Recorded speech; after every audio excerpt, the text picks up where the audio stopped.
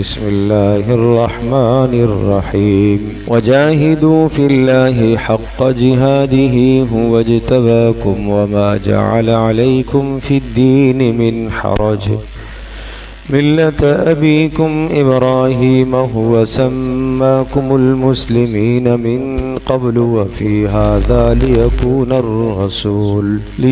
الرسول شهيدا عليكم وتكونوا شهداء على الناس فأقيموا الصلاة وآتوا الزكاة واعتصموا بالله هو مولاكم فنعم المولى ونعم النصير صدق الله مولانا العظيم رب اشرح لي صدري ويسر لي أمري واحلل عقدة من لساني يفقه قولي اللهم صل على محمد وعلى آل محمد كما صليت على إبراهيم وعلى آل إبراهيم إنك حميد مجيد اللهم بارك على محمد وعلى آل محمد كما باركت على إبراهيم وعلى آل إبراهيم إنك حميد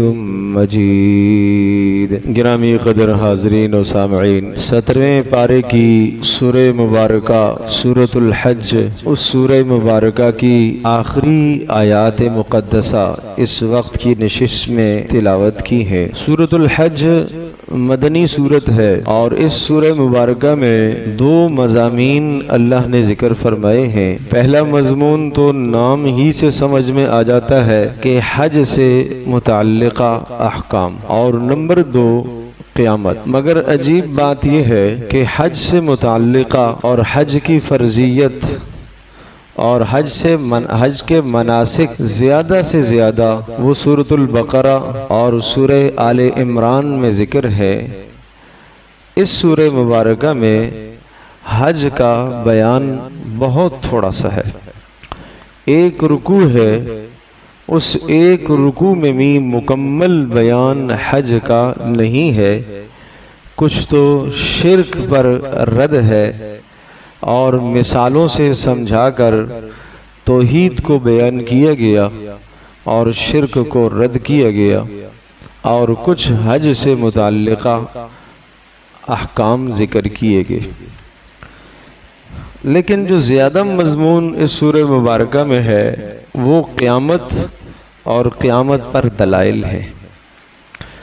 اب سمجھنے کی بات یہ ہے کہ نام تو اس کا سورۃ الحج ہے، مگر بیان اس میں قیامت کا ہے اور زیادہ تر قیامت کے دلائل ہیں۔ اس کی کیا وجہ ہے؟ آج کی نشست میں حج سے واپسی کے کچھ حالات اور حج کے سفر سے حاصل ہونے والے اہم سبق، جن میں میرے لیے بھی آپ کے لیے بھی سب کے لیے رہنمائی ہے، رہبری ہے، انشاءاللہ وہ چند باتیں آپ کی گوش گزار کرنی۔ سب سے پہلی بات تو یہ سمجھنے کی ہے کہ سفر حج کا بہت گہرا تعلق قیامت کے ساتھ ہے، اسی لیے سورۃ الحج میں قیامت کو بیان کیا گیا۔ آغاز ہی سے یہ مضمون ہے، یا ایھا الناس ان زلزلۃ الساعۃ شیء عظیم، اے سب کے سب لوگوں، بے شک قیامت کا زلزلہ بہت بڑی چیز ہے، بہت عبرتناک چیز ہے۔ یوم ترونھا تذہل کل مرضعۃ عما ارضعت، جس دن ایسا ہوگا کہ ہر دودھ پلانے والی اپنے بچے کو بھول جائے گی۔ وَتَضَعُ كُلُّ ذَاتِ حَمْلٍ حَمْلَهَا، اور ہر حاملہ اپنے بچے کو گرا دے گی۔ وَتَرَى النَّاسَ سُكَارَى، اور آپ دیکھیں گے کہ لوگ نشے کی سی حالت میں مدہوش ہوں گے۔ وَمَا هُمْ بِسُكَارَى، حالانکہ وہ نشہ نہیں ہوگا۔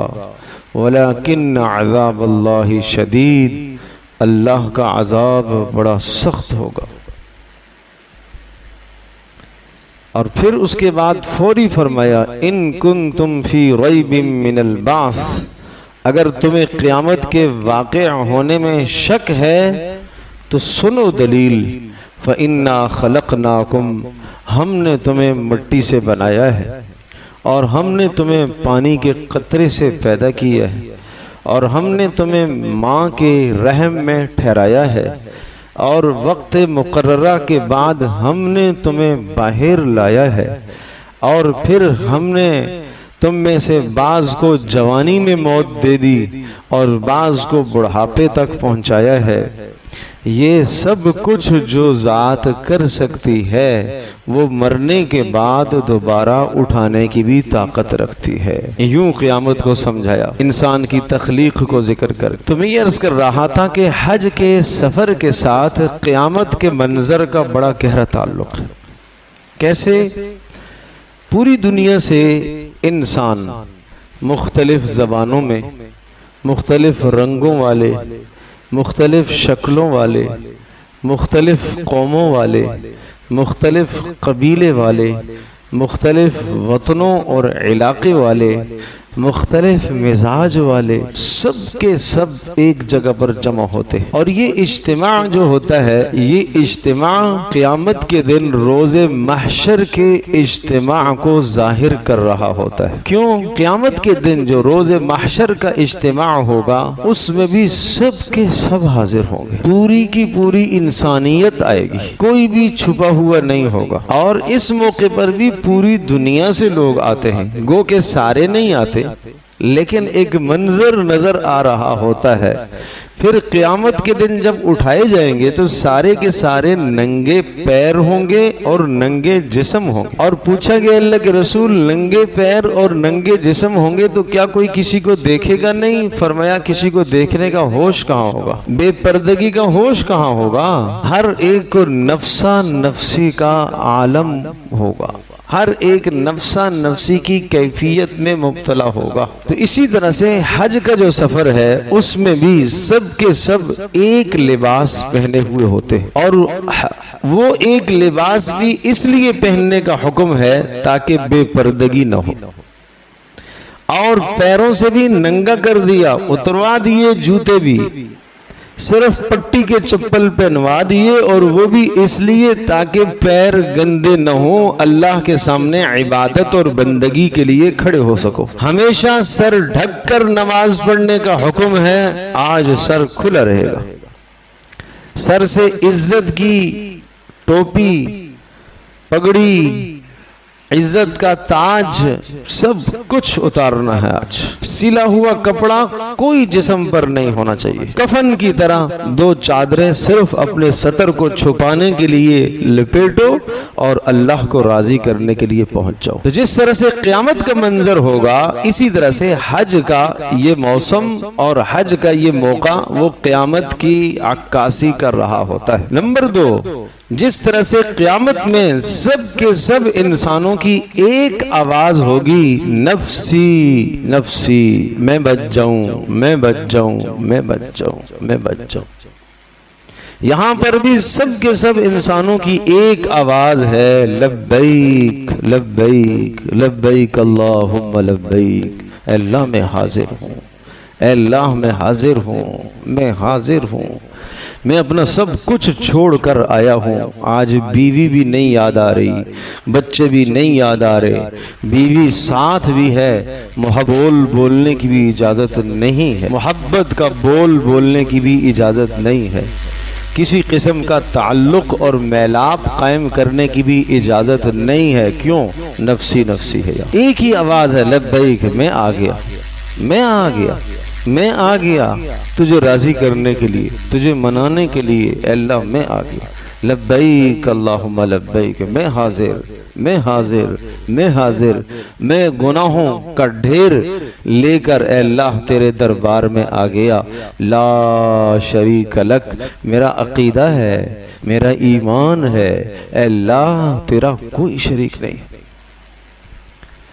اللہ ساری تعریفیں تیرے لیے ہے، اے اللہ ساری سلطنت تیرے لیے ہے، ساری بادشاہت تیرے لیے ہے، میری بادشاہت ختم، میرا اختیار ختم، ان الحمد والنعمت والملک، سب کچھ اے اللہ تیرا ہے، ساری نعمتیں تو نے عطا کی، میں مالدار ہوا نہیں ہے، میرا کچھ نہیں ہے، یہ بھی تیرا ہی ہے۔ اللہ اکبر، یہ سلطنت اور بادشاہت اور میرا اختیار، کمپنی کا مالک ہوں، فیکٹری کا مالک ہوں، میرے ماتحت 50 لوگ، میرے ماتحت 100 1000، یا میں ملک کا سربراہ ہوں، قوم کا لیڈر ہوں، نہیں نہیں اے اللہ، ساری سلطنت تیری ہے، میرا کچھ نہیں، کچھ نہیں، کچھ نہیں۔ اس میں لا شریک لک، کوئی تیرا شریک نہیں، نہ میں شریک ہوں، میری کیا حیثیت کہ میں آپ کے ساتھ شرکت کروں ان تمام چیزوں میں۔ ایک ہی آواز ہے، جس طرح سے قیامت میں نفسا نفسی کی آواز ہوگی، اسی طرح سے یہاں پر بھی ایک ہی آواز ہے، لبیک لبیک لبیک لبیک، ہر طرف یہ آواز، چھوٹا بھی، بڑا بھی، کالا بھی، گورا بھی، سفید بھی، اور جناب افریقہ کا بھی دیکھو، پاکستان کا بھی دیکھو، انڈیا کا بھی دیکھو، کس زبان کا کوئی نہیں معلوم، اس کی زبان کا ایک لفظ مجھے نہیں سمجھ میں آ رہا، میری زبان کا ایک لفظ اسے نہیں سمجھ میں آ رہا، مگر ایک بات میں ہم دونوں شریک ہیں، وہ بھی لبیک پڑھ رہا، میں بھی لبیک پڑھ رہا، وہ بھی اللہ کا نام کہہ رہا، میں بھی اللہ کا نام کہہ رہا، وہ بھی محمد رسول اللہ صلی اللہ علیہ وسلم کے مبارک نام پر جھوم جاتا ہے، یہ بھی محمد رسول اللہ صلی اللہ علیہ وسلم کے مبارک نام پر جھوم جاتا ہے۔ تو یہ ایک تصور قائم کیا جا رہا ہے قیامت کا، کہ پوری دنیا سے لوگ جمع ہوں اور میدان محشر کا منظر پیش کریں، میدان محشر کا منظر پیش کریں۔ تو اس لیے اس کا نام سورۃ الحج تو رکھا گیا، مگر ہیں اس میں قیامت سے متعلقہ احکام، قیامت کے دلائل ہیں سورۃ الحج۔ اور پھر ایک تیسری چیز اس موقع پر دیکھنے کی یہ آتی ہے کہ جب ہر کوئی تھک جاتا ہے، چور ہو جاتا ہے، تو اس وقت بھی نفسا نفسی ہی کی کیفیت بن جاتی ہے۔ بسا اوقات روڈ پر پڑے ہوئے آدمی کی آپ مدد نہیں کر پائیں گے، اس لیے کہ آپ خود اس وقت مدد کے محتاج، آپ خود چلنے میں اتنے تھک چکے ہیں، چور ہو چکے ہیں کہ آپ خود مدد کے محتاج ہیں، آپ دوسرے کی کیا مدد کریں۔ تو یہ منظر بھی آنکھوں سے دیکھا، اور اس موقع پر ساتھیوں سے اس بات کا مذاکرہ کیا کہ دیکھو یہ سورۃ الحج میں جو قیامت کے سورۃ الحج میں جو قیامت کو ذکر کیا گیا، اسی لیے ذکر کیا گیا، جاؤ اس کو اٹھاؤ تو صحیح، کون اٹھائے گا؟ ایسی نفس نفسی کی کیفیت ہوتی ہے۔ تو یہ ہے سورۃ الحج اور قیامت کا جوڑ آپس میں۔ پھر ایک اور بڑی اہم بات، اللہ کرے میرے دل میں اور آپ کے دل میں بیٹھ جائے، اس بات کو میں نے بہت اہمیت کے ساتھ وہاں حاجیوں کے سامنے بھی ذکر کیا ہے، اللہ کرے ان کے دلوں میں بھی بات بیٹھ جائے، اور بہت بار بار موقع ملا باتیں ان سے کہنے کا، اور حج سے متعلقہ اور دیگر تمام احکام بیان کرنے کا۔ ایک بات وہ یہ ہے کہ 8 ذی الحجہ کو سارے حاجی مکہ مکرمہ سے مینا کی طرف روانہ ہوتے، اور مینا میں کیا ہے؟ خیمے لگے ہوئے ہوتے، گھر نہیں ہے۔ قرآن کریم میں ارشاد فرمایا واللہ جعل لکم من بیوتکم سکنا، اللہ نے تمہارے گھروں کو تمہارے لیے سکون کا ذریعہ بنایا ہے۔ لیکن تمہارے گھر کیا ہیں؟ قرآن کریم میں سورۃ النحل میں گھروں کی اقسام بیان فرمائی۔ گھر پکا بھی ہو سکتا ہے، اور گھر کچا بھی ہو سکتا ہے۔ کیسا کچا؟ ٹینٹ، خیمہ، یہ بھی گھر ہے۔ یہاں تک کہ بکریوں کے بالوں سے بنائی گئی چھت، وہ بھی گھر ہے۔ بھیڑوں اور اونوں کی اور اونٹوں کی اون سے بنائی گئی چھت، وہ بھی گھر ہے۔ یہاں تک کہ غار جس میں آدمی اپنا سر چھپا سکے، اگر وہاں آدمی کوئی دیر کے لیے آرام کرتا ہے تو وہ اس کا گھر ہے۔ کوئی گھر کے لیے ضروری نہیں ہے کہ عالیشان محل ہو، کہا یہ سب گھر ہیں، اور یہ گھر اللہ نے تمہیں عطا کیے ہیں سکون کا ذریعہ۔ تو ہم نے اس موقع پر ساتھیوں سے یہ عرض کیا کہ دیکھو مکہ مکرمہ سے جب مینا کی طرف نکلے، اور مینا میں ہر آدمی کو جب اپنا اپنا خیمہ مل گیا، خوش ہو گیا۔ کیوں جی؟ سکون آ گیا، ہر کوئی اپنے خیمے میں آیا، بیٹھا، سانس لی، پانی پیا، اور اس کے بعد آرام کیا، ذکر و اذکار کیے، نمازیں پڑھیں، مگر 8 ذی الحجہ کو ظہر پڑھیں گے، عصر بھی پڑھیں گے، مغرب بھی پڑھیں گے، عشاء بھی پڑھیں گے، اور 9 ذی الحجہ کی فجر بھی پڑھیں گے۔ خیمہ مل گیا، گھر تو مل گیا، سکون بھی ہوا، مگر ہر آدمی کا دل یہاں نہیں لگے گا، اس لیے کہ اس گھر کو دوام نہیں ہے۔ یہ گھر کتنے وقت کے لیے ہے؟ 5 نمازوں کے لیے۔ یہ تصور ہے، یہ دنیا ہے، یہ دنیا بتائی جا رہی ہے آپ کو۔ یہاں دل نہیں لگانا ہے، بس 5 نمازیں پوری کر کے چھوڑ کے آگے نکل جانا ہے۔ ٹھیک ہے جی، 9 کی فجر ہوئی، فجر پڑھ کے اب چلے جاؤ عرفات میں۔ عرفہ کے میدان میں پہنچے، تلاش کیا، خیمہ ملا، خوشی بے انتہا جی۔ کیوں؟ اس لیے کہ گھر مل گیا، سکون آئے گا، آرام کریں گے، وہاں بیٹھ کے ذکر اذکار کریں گے، اللہ کو یاد کریں گے۔ اللہ کو یاد کیا، ذکر و اذکار کیے، اعمال کیے، لیکن ہر آدمی وہاں اپنا دل نہیں لگائے گا، سامان بھی اپنے پاس رکھے گا کہ کہیں گم نہ ہو جائے، اور سامان کا بھی خیال رکھے گا کہ مجھے آگے جانا ہے، یہ میری جگہ نہیں ہے۔ وہاں بھی آدھا دن یا دن گزارنا ہے، زوال کے بعد سے تھوڑی سی محنت کرو، جاہدوا فی اللہ حق جہادی، اللہ کو پانے کی محنت کرو۔ وہ محنت حاجی عرفہ میں کرتے ہیں اللہ کو پانے کی، وہ بھی وہ کرتے ہیں جو سیکھ کر جاتے ہیں، جنہیں پتہ ہوتا ہے کہ عرفہ میں کیا کرنا ہے۔ 9 ذی الحجہ کا کیا عمل ہے، زوال سے لے کر غروب تک یہاں کیا کرنا ہے، پیارے پیغمبر صلی اللہ تعالی علیہ وسلم نے یہاں کیا کیا تھا، جو کوئی سیکھ کے جاتا ہے اسے معلوم ہوتا ہے، یا جس کے ساتھ، جس گروپ کے ساتھ کوئی علماء ہوتے ہیں وہ بتا رہے ہوتے ہیں۔ اکثر و بیشتر مجمع کو تو پتہ ہی نہیں ہوتا کہ کیا ہے۔ وقوف عرفہ ہو گیا، اب جیسے ہی غروب آفتاب ہوا تو پتہ چلا کہ یہ جو گھر خیمہ جس کو ہم نے سکون کا ذریعہ سمجھا تھا، دوام اس کو بھی نہیں ہے، اس کو بھی چھوڑنا پڑ گیا، اس کو بھی چھوڑنے کا حکم آ گیا۔ اب چلو جی مزدلفہ پہنچو، مغرب اور عشاء وہاں ملا کر پڑھیں گے۔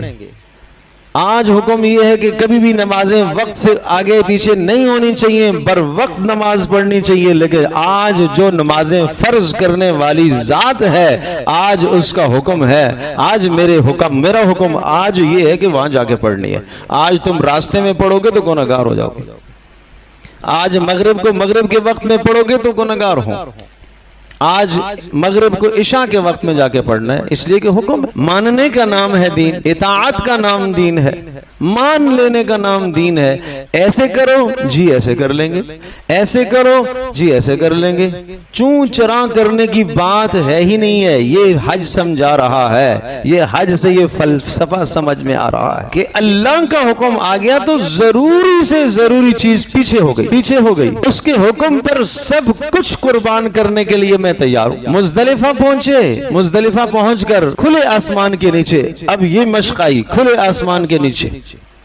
پہلے تو خیمے آپ کے گھر تھے، سکون کا ذریعہ تھے، اب آسمان آپ کے گھر کی چھت ہے۔ تو یہ سمجھایا جا رہا ہے کہ اس دنیا کے اندر اگر آسمان کے نیچے آپ کو جگہ مل جائے اور زمین کے اوپر آپ کو جگہ مل جائے تو جب بھی اللہ کا شکر کرنا لازم اور واجب اور ضروری۔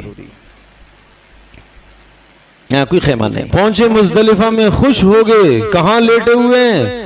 مٹی پر۔ سب کے سب مالدار، غریب، امیر، سب کے سب ایک ہی لباس میں مٹی پر لیٹنے کے لیے جگہ تلاش کر رہے ہیں، کوئی جگہ مل جائے مٹی پر تھوڑا سا آرام کر لوں، مغرب پڑھ لوں، عشاء پڑھ لوں، مغرب عشاء دونوں نمازیں پڑھ لیں، سانس لیا، آرام کیا۔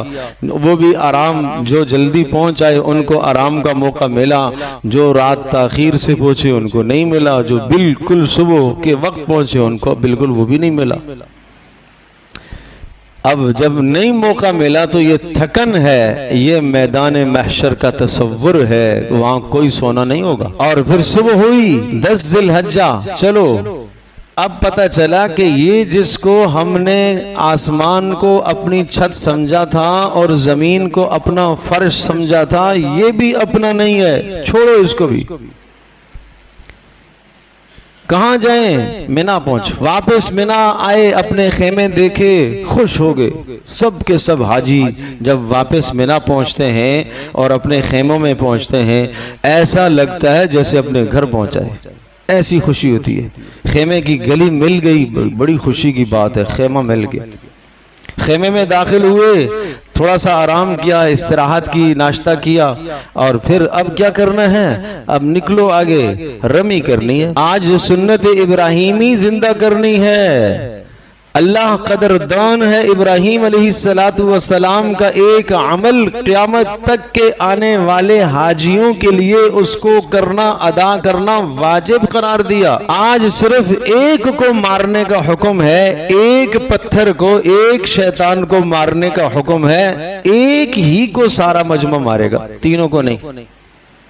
یہاں اسلام کی یکسانیت اور اسلام کا اتحاد اور اسلام کا باہمی متحد ہونا نظر آتا ہے۔ آدمی کالے بھی، گورے بھی، سفید بھی، عرب بھی، عجم بھی، مختلف قوموں کے، سب نے ساتھ ساتھ کنکر مارنے ہیں، 7 سے زیادہ نہیں، سب کے سب نے ساتھ مارنے۔ سبحان اللہ۔ اور اس موقع پر جو کلمات کہلوائے گئے، میں بار بار کہتا رہا دوستوں سے، ساتھیوں سے، کہ یہ جو کلمات کہلوائے جا رہے ہیں، ان کلمات کی تہ اور حقیقت اگر آپ کو معلوم ہو جائے تو آدمی کے جسم پر رونگٹے کھڑے ہو جاتے ہیں۔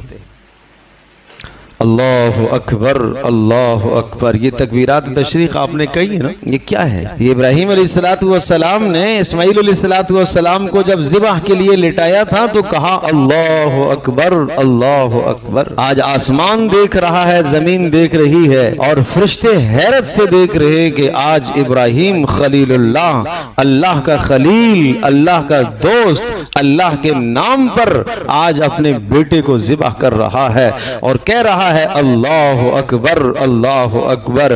بیٹی کی محبت کوئی بڑی چیز نہیں ہے، اللہ بڑا ہے، اللہ بڑا ہے، اللہ بڑا ہے۔ یہ تصور ہے۔ کبھی ہم نے سوچا جانور ذبح کرتے وقت اس کی محبت، مال کی، جان کی محبت کچھ چیز نہیں ہے، اللہ بڑا ہے، اللہ بڑا ہے، اللہ بڑا ہے۔ ہم 10 بار اقرار کرتے ہیں اللہ بڑا ہے، مگر میں بھی تو کچھ ہوں نا، میں بھی تو کچھ ہوں، مجھے بھی تو دنیا میں زندگی گزارنی ہے۔ نخلع ونترک من یفجرک، روزانہ دعائے قنوت میں یہ اقرار کرتا ہے، عہد کرتا ہے، نخلع، علیحدہ ہو جاتے ہیں ہم اس شخص سے، چھوڑ دیتے ہیں اس شخص کو، میں یفجرو کا، اے اللہ جو تیری نافرمانی کرے میرا اس سے کوئی تعلق نہیں ہے، پھر بھی اس کے ساتھ بیٹھتے۔ یہ جھوٹا وعدہ نہیں ہے تو اور کیا ہے؟ یہ دعائے قنوت میں روزانہ ہم پڑھتے ہیں نا، نخلع ونترک من یفجرک، علیحدگی اختیار کرتے ہیں، چھوڑ دیتے ہیں اس شخص کو جو آپ کا نافرمان ہو، میرا اس سے کوئی تعلق نہیں ہے، اے اللہ میری اس سے دوستی کوئی بڑی چیز نہیں ہے، تو بڑا ہے۔ اولاد کے ساتھ محبت اور تعلق کوئی بڑی چیز نہیں ہے، اے اللہ تو بڑا ہے۔ میرا مال کوئی بڑی چیز نہیں ہے، اقتدار کوئی بڑی چیز نہیں ہے، اے اللہ تو بڑا ہے۔ یہ ہے اللہ اکبر، اللہ اکبر۔ تکبیرات تشریق آپ کہہ چکے ہیں، کیا اس وقت یہ تصور تھا؟ ادھر سے حضرت جبریل علیہ السلام جنت سے مینڈا لے کر حاضر ہوئے، جیسے ہی لا کے حاضر کیا تو فوری جبریل علیہ السلام کی زبان سے نکلا لا الہ الا اللہ۔ ہاں، اللہ وہ ذات ہے جس کے لیے سب کچھ قربان کیا جا سکتا ہے، اس کے سوا کوئی ذات ایسی نہیں ہے۔ اس کے نام پر اولاد بھی قربان، اس کے نام پر مال بھی قربان، اس کے نام پر جان بھی قربان، اس کے نام پر عزت بھی قربان، اس کے نام پر اقتدار بھی قربان، اس کے نام پر سب کچھ قربان۔ یہ ہے لا الہ الا اللہ۔ پھر اللہ اکبر، وہ کبریائی تو اسی اللہ کی ہے۔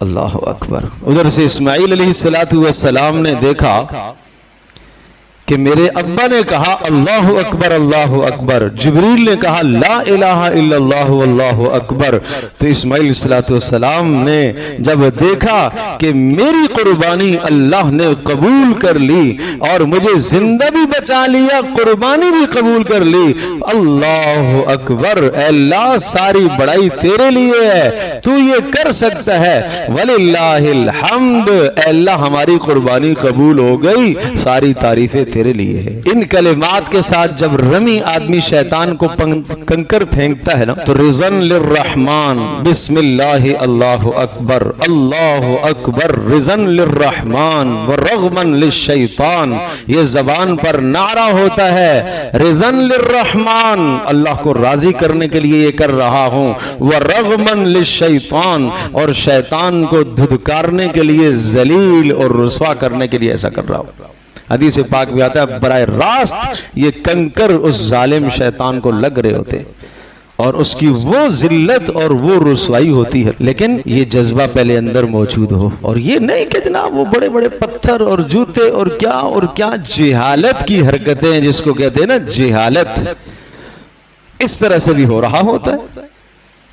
چونکہ سیکھ کے مسائل احکام نہیں جاتے، جب وہ جہالت کی حرکتیں کر رہے ہوتے ہیں تو شیطان تو ہنس رہا ہوتا ہے، دیکھو ان کو نبی نے کیا بتایا اور ان کو ابراہیمی سنت کیا ملی اور یہ کیا کر رہے ہیں، یوں کنکر آپ مارتے تھے ایسے ایسے ایسے، یہ انگوٹھے پر رکھ کر شہادت کی انگلی سے ایسے۔ چلو فقہا نے گنجائش دی کہ ایسے اگر نہ پہنچ سکے نہ لگ سکے اس لیے کہ رش ہے تو آپ ایسے مار لو، جیسے آدمی پتھر پھینکتا آہستہ سے، اور ہر پتھر کے ساتھ اللہ اکبر رضن للرحمن ورغمن للشیطان، اللہ اکبر رضن للرحمن ورغمن للشیطان، رضن للرحمن ورغمن للشیطان، اللہ کو راضی کرنے کے لیے، شیطان کو ذلیل اور رسوا کرنے کے لیے، یہ ہے اصل۔ لیکن جو سیکھ کے گئے ہیں یا سیکھ کے جاتے ہیں یا جن کو تربیت دی گئی ہے تو وہ تو صحیح کرتے ہیں، ورنہ عام طور پر ادھر سے وہ شیطان وہاں کوئی نہیں ہے، ستون ہے، وہ ستون کی بھی مووی بنا رہے ہیں اور اپنے بھی ساتھ بنا رہے ہیں، میں یہ کام کر رہا ہوں، بہت سارا مجمع اس چکر میں لگا ہوا ہے، اور اس عبادت کی جو روح تھی اور جو مغز ہے جو جان ہے تباہ ہو جاتی ہے، ورنہ یہ موقع ایسا ہوتا ہے کہ انسان کے جسم پر رونگٹے کھڑے ہوتے ہیں کہ یہ کیا ہو رہا ہے، ساری کی ساری انسانیت ایک عمل میں لگی ہوئی ہے، یا اللہ تیری کبریائی، یا اللہ تیری عظمت، اے اللہ اس دین اسلام کا اتحاد اور یکسانیت کہ سب کے سب ایک ہی کام میں لگے ہوئے۔ پھر یہاں سے نکلو، جاؤ جا کے طواف کر کے آؤ، ثم لیقضوا تفثهم ولیوفوا نذورهم، قربانی، اب قربانی ذبح کرو، قربانی ہو گئی، جاؤ اب میل کچیل اتارو، اب حکم ہے میل کچیل اتارنے کا۔ اب ایک آدمی کہے نہیں یار میں 2-4 دن اور اسی طرح سے رہوں گا، نہیں، اب حکم ثم لیقضوا تفثهم، میل اتارو، نہاؤ جا کے، ولیوفوا نذورهم، اپنی نظروں کو پورا کرو، وَلْيَطَّوَّفُوا بِالْبَيْتِ الْعَتِيقِ، اور جاؤ جا کے طواف زیارت کر کے آؤ، اور اللہ کے گھر کے پھر پھیرے لگاؤ، پھر چکر لگاؤ، اور پھر جا کے اللہ کو راضی کرنے کی محنت کرو۔ اس لیے جاہدوا فی اللہ حق جہادی، اللہ کو راضی کرنے کی انتہا اور جہد کر دو، اور طواف کے دوران بھی نیچے دیکھتے ہوئے اس کو عبادت سمجھتے ہوئے، اور الطواف صلاۃ، حدیث میں آتا ہے طواف وہ نماز کی طرح ہے، جیسے بغیر وضو کے نماز جائز نہیں، طواف بغیر وضو کے جائز نہیں ہے۔ اور طواف میں بات چیت اور جناب دنیا کی کہانیاں سنانا اور فون کانوں کے ساتھ لگے ہوئے ہونا اور پھر جناب مووی بن رہا ہونا، یہ کیا طواف ہے بھائی، یہ کون سا طواف ہے؟ اب یہاں سے اللہ کو راضی کیا، پھر یہاں رات کو نہیں رکنا ہے، چلو واپس مینا، چلو مینا میں جا کے رات گزارنی ہے۔ پہنچے سارے دن کے تھکے ہوئے، مگر اب مکہ میں جہاں رہائش ہے، ہوٹل ہے، وہاں نہیں ٹھہرنا وہیں جا کے مینا میں، یہ اللہ کے حکم کے پیچھے بھاگنا ہے۔ ادھر بھاگے، یہاں سے حکم ہے واپس وہاں جاؤ، چلو جی وہاں چلے، یہ ہے حکم، یہ حج سکھاتا ہے۔ پھر مینا میں پہنچے اور بڑی دیر سے جناب خیمہ تلاش کیا، خوشی ہوئی جناب چلو جی خیمہ مل گیا۔ پھر 12ویں کی رمی کر لی، یعنی 11ویں کی رمی آج تینوں کو مارنا ہے، ہر ایک پر آ کے 7 کنکر مارنے ہیں، اور پہلے 2 کو مارنے کے بعد کھڑے ہو کے دعا کرنی ہے، تیسرے کو مارنے کے بعد دعا بھی نہیں کرنی۔ جہاں دعا کرنے کا حکم ہے وہاں دعا کریں گے، جہاں نہیں حکم ہے نہیں کریں۔ یہ جذبات بنانے ہیں کہ تمہیں مان کے چلنا ہے، تمہیں اپنی عقل پر نہیں چلنا کہ یہ کیا بات ہے، پہلے 2 پر دعا کرتے ہیں تو تیسرے پر بھی کر لیں، پہلے دن صرف 1 کی رمی ہے تو وہاں پر بھی دعا کر لیں، نہیں، خلاف سنت ہے، پیارے نبی صلی اللہ علیہ وسلم نے نہیں کی۔ تو تمہیں اپنی عقل کو نہیں دوڑانا، اپنی عقل کو نہیں لڑانا، تم نے صرف یہ دیکھنا ہے کہ اللہ کا کیا حکم ہے، میرے نبی صلی اللہ علیہ وسلم کی کیا سنت ہے، بس اپنے جذبات کو ادھر فنا کرنا ہے، ادھر مٹا دینا ہے اپنے آپ کو۔ پھر اس کے بعد 12ویں کی رمی بھی کر لی، اب اختیار دے دیا، اب تمہیں اختیار دے دیا، ایک چیز کا اختیار ہے، اب دیکھتے ہیں کیا کرتے ہیں۔ پیچھے کے کام سارے لازمی کر دیے تھے، آج ایک دن اختیار دے دیا کہ 13ویں کی رمی کر کے آؤ تو اچھی بات ہے، فضیلت ہے، نہیں کر کے آؤ گے حج پورا ہو جائے گا، مگر 13ویں کی رمی کرو گے تو فضیلت ہے۔ اب یہ پاک پروردگار اختیار دے کر بھی آزمانا چاہتا ہے کہ دیکھتے ہیں جہاں اس بندے کو اختیار ملتا ہے وہاں میری رضا کو ترجیح دے گا یا اپنی خواہش کو ترجیح دے گا۔ ظہر کی نماز کے بعد 2 نفل پڑھنا واجب؟ بولو نہیں واجب ہے نا بھائی، ارے دو رکعت نماز نفل پوچھ رہا ہوں، ظہر کی نماز کے بعد 2 سنتیں پڑھ لی، اس کے بعد 2 نفل پڑھنا واجب ہے؟ نہیں، اختیار ہے نا، پڑھو گے تو اچھی بات، نہیں پڑھیں گے تو کوئی گناہ۔ اب اللہ دیکھنا چاہتا ہے یہ اختیار کو کہاں لگا رہا ہے اپنے کو، یہ اپنے اختیار کو کہاں استعمال کر رہا ہے۔ کوئی محبوب اختیار دے، کوئی چاہنے والا آپ کو اختیار دے کہ بھئی یہ کر لو اور یہ بھی کر سکتے ہو، لیکن یہ کرو گے تو میں خوش ہو جاؤں گا آپ سے، ٹھیک ہے جی، آپ کی خوشی کے لیے تو ساری رات کھڑا رہوں گا۔ تو اللہ بھی کبھی کبھی اختیار دے کر بھی آزمانا چاہتا ہے کہ میرا بندہ کرتا کیا ہے، یہ اپنے اختیار کو لگاتا کہاں ہے، استعمال کہاں کرتا ہے یہ۔ پھر وہاں سے وہی خیمے چھوڑ دیے، پتہ چلا کہ جناب یہ بھی جگہ اپنی نہیں ہے۔ اب رمی کر کے جناب حج مکمل ہو گیا، 12ویں کو یا 13ویں کو واپس آؤ، کہاں آنا ہے، آؤ جی جہاں جہاں اپنے ہوٹل لیے ہوئے ہیں اپنی رہائش گاہوں پہ پہنچے، خوش ہوئے، رہائش گاہ پر پہنچ گئے، ایک عمل بھی مکمل ہو گیا اور جناب یہاں پہنچ بھی آئے، آرام بھی کر لیا، لیکن 2 دن کے بعد پھر نکلنا ہے، پتہ چلا یہ بھی گھر اپنا نہیں ہے بھائی، سکون تو ہوا لیکن دوام اس کو نہیں ہے۔ پھر وہاں سے نکل کر اب اپنے ملک کو جانا ہے، اپنے وطن کو جانا ہے، اگر مدینہ منورہ کی حاضری باقی ہے تو وہاں سے حاضری دے کر پھر اپنے وطن کو جانا ہے۔ اور جس طرح سے یہ پیچھے آپ کو سمجھایا جا رہا ہے، جن جن گھروں میں آپ رہ کر آئے ہو، مینا کے خیموں کے اندر رہے ہو، عرفہ کے خیموں میں رہے ہو، اور مزدلفہ کھلے آسمان کے نیچے رہے ہو، پھر واپس مینا کے خیموں میں رہے ہو، پھر اپنی رہائش گاہ میں رہے ہو، سب جگہ تمہیں یہ تصور ملا نا کہ یہاں سکون تو مل جائے گا مگر دوام اور ٹھہراؤ اور ہمیشگی نہیں ہے۔ اسی طرح سے تم اس دنیا کے اپنے گھروں کے اندر وہاں سکون تو پا سکتے ہو مگر یہاں دائمی نہیں رہ سکتے۔ یہ حج تصور دے رہا ہے، یہ حج یہ سبق سنا رہا ہے، سکھا رہا ہے کہ تمہیں ان گھروں کے اندر ٹھہراؤ نہیں ہے، دوام نہیں ہے، کروڑوں کا مال لگا کر تم نے گھر بنایا ہے اور بالآخر موت آ گئی تو اب تمہیں جانا پڑے گا، اب تمہیں جانا پڑے گا۔ صبح موت آ گئی، شام کو دفنانے کا انتظام ہے، لے جاؤ بھائی سرد خانے میں جا کے رکھو۔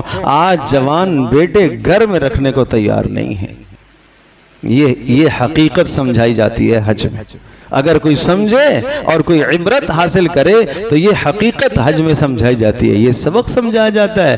اس دنیا کے اندر کسی چیز کو دوام اور ثبوت نہیں ہے، قرار نہیں ہے، ٹھہراؤ نہیں ہے، چل چلاؤ ہے، جانا ہے جانا ہے، چھوڑنا ہے چھوڑنا ہے۔ پتہ چلا کہ تمہاری آخری منزل وہ جنت ہے، وہاں تمہیں پہنچنا ہے، اور یہ دنیا کی جو جہد اور مشقتیں تم نے برداشت کی ہیں یہ کیا ہیں؟ یہ اس جنت یہ جنت کے لیے، وہاں کا سکون حاصل کرنے کے لیے۔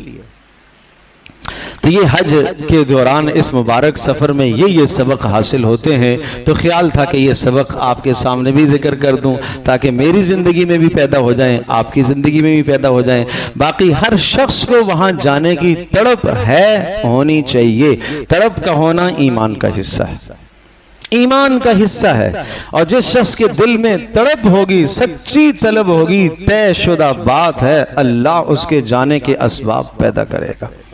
یہاں آدمی مال سے نہیں آتا۔